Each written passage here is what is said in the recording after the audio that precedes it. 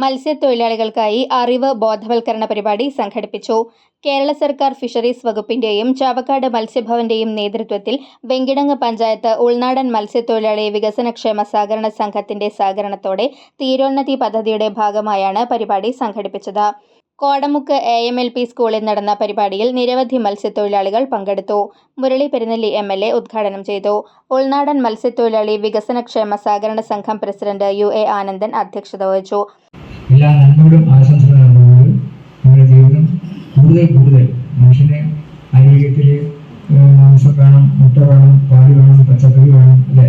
ആ കൂട്ടത്തിൽ ഒഴിച്ചുകൂടാനാകാത്ത ഒരു ഘടകമാണ് മീൻ.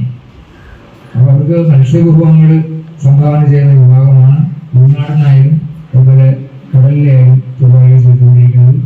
അപ്പോൾ അത്ര വളരെ എന്താ പറയുക ക്ലേശകരമായ റിട്ടയർഡ് അസിസ്റ്റന്റ് ജില്ലാ വ്യവസായ വകുപ്പ് ഓഫീസർ TP അജിത് കുമാർ വ്യവസായ സംരംഭ സാധ്യതകളെക്കുറിച്ചും ചാവക്കാട് നാട്ടിക മത്സ്യഫെഡ് പ്രോജക്ട് ഓഫീസർ അരുണിമ വിവിധ ഇൻഷുറൻസ് പദ്ധതികളെക്കുറിച്ചും ക്ലാസ് നയിച്ചു. ഫിഷറീസ് വകുപ്പ് project coordinator KS Nisha, Chavakkad fisheries cooperative inspector Nishal എന്നിവർ സംസാരിച്ചു.